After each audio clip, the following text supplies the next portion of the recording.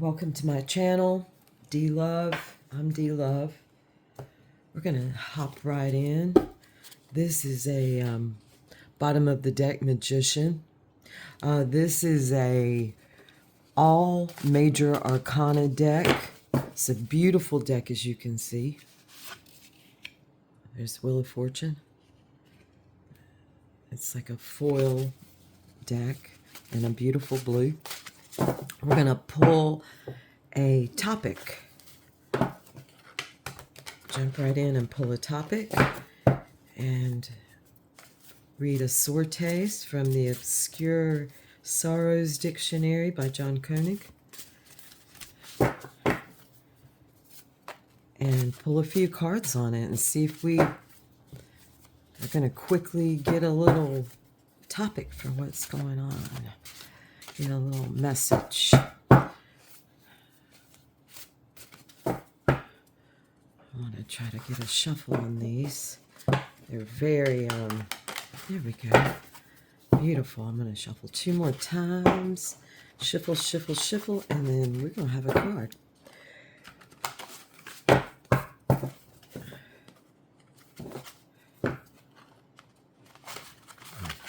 Okay. And shuffle, shuffle.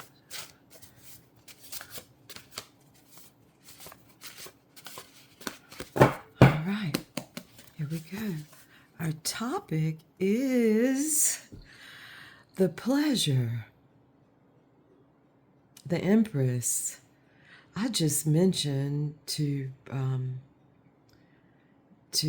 someone I'm deep in conversation with at this point, that Gurdjieff, a Gurdjieff quote, I'm paraphrasing, so this is already coming together. A Gurdjieff quote is regarding sacrifices that will so easily sacrifice our pleasures, yet we hold on to just the sufferings and despair. So if you want to sacrifice something, why are you going to sacrifice this? Why are you going to, what is the sense in it? None. I think it's the cage that we were put in that's been here for how many generations? I'm going to say, I looked it up, Christianity. I asked AI, actually, because I couldn't get a handle on it anywhere else. So I kind of went with some gathering, and anyway, 67 generations of sacrificing pleasure, of sacrificing mother. This is the Empress card. The 3. At least 67 generations is probably, and oh look, the sisters came out together. The High Priestess, and in this deck, she's knowledge, the knowledge. Oh my gosh, think of that. The knowledge. Sitting on the edge of the knowledge. Okay, all right. Let's quickly get a sortes. I'm trying to make this fast. I got to get out the door. I'm going to get, okay. Oh, look, one of my favorite songs is by Tyler, the Creator. Okay. 20 vision. Okay, look. According to linguists, that is the most commonly understood word in the world. The closest thing we have to a master key. The only problem with that is, well, nobody seems to know what those 2 letters are supposed to stand for. Oral correct. Old Kinderhook. These are all questions. ORLKORRECT. Oh God, this is my favorite subject. Old Kinderhook, or perhaps it was borrowed from one of a dozen other languages around the world, any of which can make a plot. We're going to have to check the Greek on this. Any of which can make a plausible claim to the origins of the term. Nobody knows for sure, and we may never know, but somehow it doesn't matter. And the fact that it doesn't matter says something fundamental about how we use language.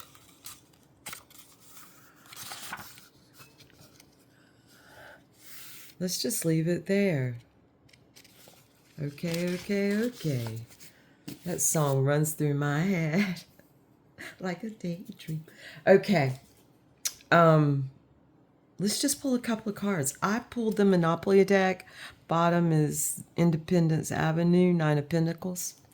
That's a very, it's a culmination card, and it's a transitional card. It's right there at transition. A fullness, a surface, it's, oh gosh, what's it called when a cup's so full that one more, just the nano drop would, it would overflow.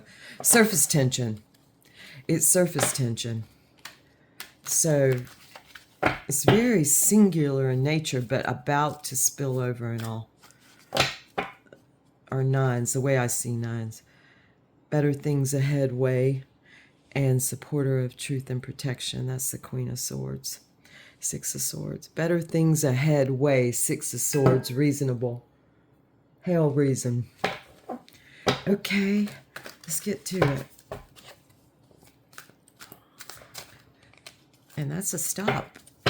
So we're going to pull a few cards. We'll just put 4 around there. That'll equal 6. This is the Queen of Pentacles. We got the ladies here today, supporter of generosity and security. Let's see. Oh, little tension, little surface tension. Conflict gardens. Eee. Okay, 5 of Wands. I'm being a little sarcastic in my heart. Let's see, 10 of Pentacles. Abundant Legacy Avenue. Beautiful. That's up in the cards where the North Carolina cards are. Anybody got a real good handle on Monopoly? If you can remember, if you want to put what some of these are, I just need to look it up. Let's see. And the last card, we got a king and a queen here, is the King of Wands, provider of authority and charm. I like that. I might have to think more about that. Provider of authority and charm. Charming. So I guess he's a knight charming. Nice. As we know, he's fire of fire.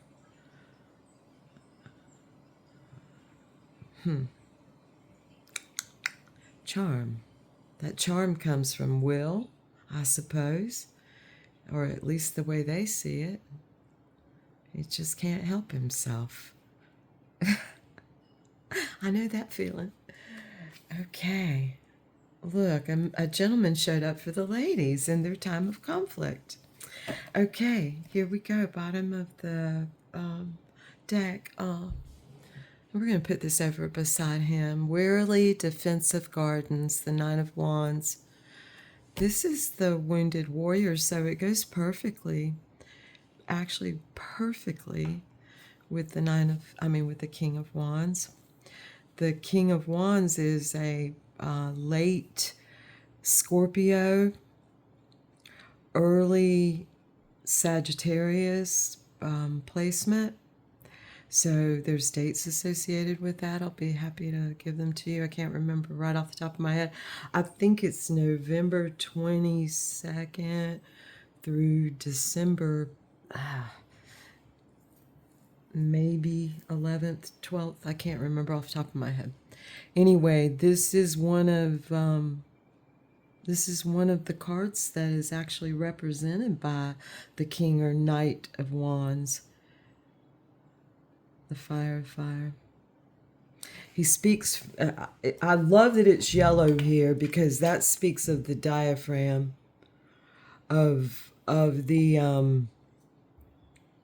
of speaking from the diaphragm. Authority and charm, provider of authority and charm together. Yeah. Wow. Okay. And the wounded warrior card. So let's encourage knowledge and pleasure. Oh, I'm getting a little warm here. I'm going to end this by just another quick sortes. I think I'm doing good on time, I hope, anyway. I'm going to do a sortes out from Upinski's The Fourth Way, his interviews with Gurdjieff, who reminds me of my grandfather. So this is fitting. I have two men in my life, and I'm reminded of both of them this morning that are both dead, that in this incarnation I was not on the earth with at the same time. But one is Alan Watts, who is my surrogate father, and one is Gurdjieff, who reminds me of my grandfather. So let's see what Gurdjieff has to say. Here's a question from Upinski. The thing I find most alarming is the ease with which I fall into a state in which no effort is possible. Here's Gurdjieff's answer. Yes, but if you arrange with yourself to make regular efforts, that will help you go on. This is one of the most realizable. Gurdjieff makes up his own words. I get it from him in a way. This is one of the most realizable decisions you can make. In the work you must make only possible decisions, and decisions which have to be remembered. Another question. A few times a year, a line of action becomes particularly clear to me. I have been subject to these moments all my life and have come to think it useless to take any serious action without what would ordinarily be called inspiration. Answer. These are periods in ordinary conditions when nothing happens, and then there come crossroads. This is Gurdjieff. There are periods in ordinary conditions when nothing happens, and then there come crossroads. All life consists of streets and crossroads. Turning at crossroads may even become more systematic if one has a center of gravity. I love this. Oh my gosh. Then one thing will continue to be more important, and one will always turn in the same direction. But inspiration has nothing to do with it. Inspiration has nothing to do with it. It is simply the realization of a moment when you can do something. So it's like, I can do something. I do. And it becomes almost, well, it becomes just nature. It becomes purpose. All right.